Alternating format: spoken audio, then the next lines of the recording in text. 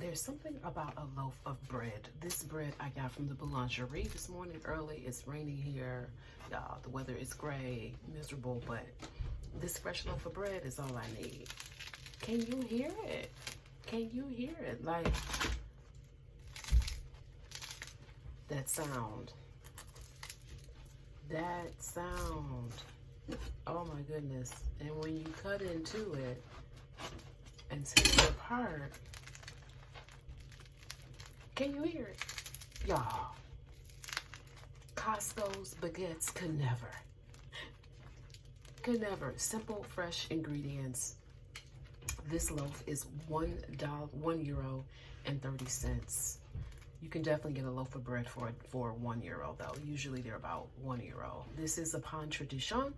It is made with simple ingredients: flour, water, and yeast, I believe, are the three, but it's actually, by law, only can be 3 ingredients.